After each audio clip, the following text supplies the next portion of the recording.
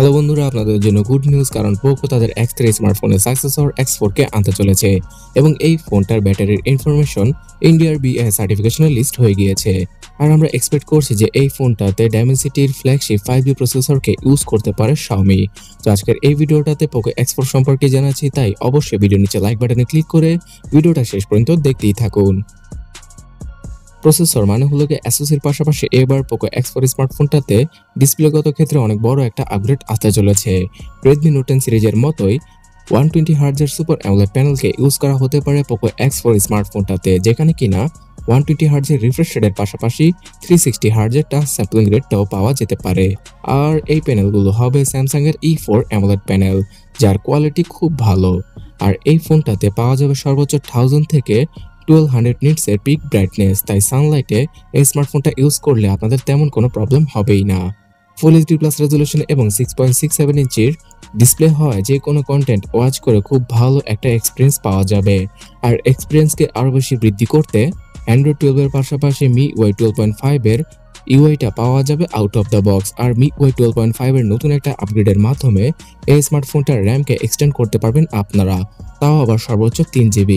অর্থাৎ আপনি যদি 8GB র্যামের ফোনটা দেখেন, সেখানে 3GB ভার্চুয়াল র্যাম ইনক্রিজ করলে সর্বোচ্চ 11GB র্যাম ইউজ করতে পারা যাবে পোকো X4 স্মার্টফোনটাতে।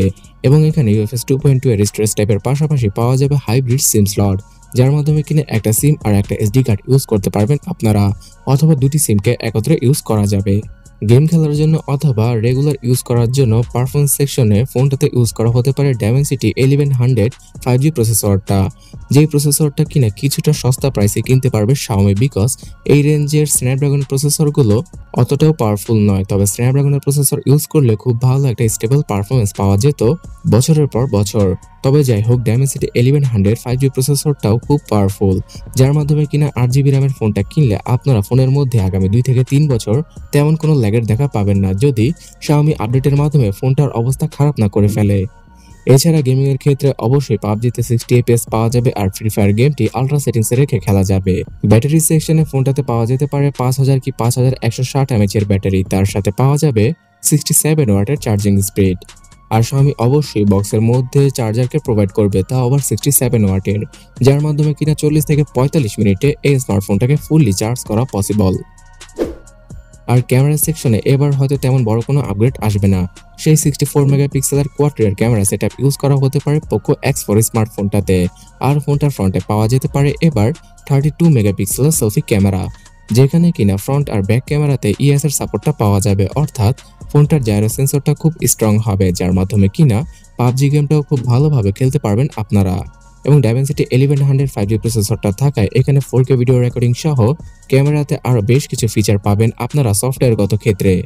ডিজাইন অথবা কালারের কথা বলতে গেলে এখনো অবধি এই স্মার্টফোনটার ডিজাইন রিভিল করা হয়নি, যেদিনই কিনা রিভিল করা হবে আমি সেদিনই আপনাদের জানাবো, তাই অবশ্যই এই চ্যানেলটাকে সাবস্ক্রাইব করে রাখবেন সকল নতুন নতুন আপকামিং স্মার্টফোন সম্পর্কে সবার আগে জানার জন্য।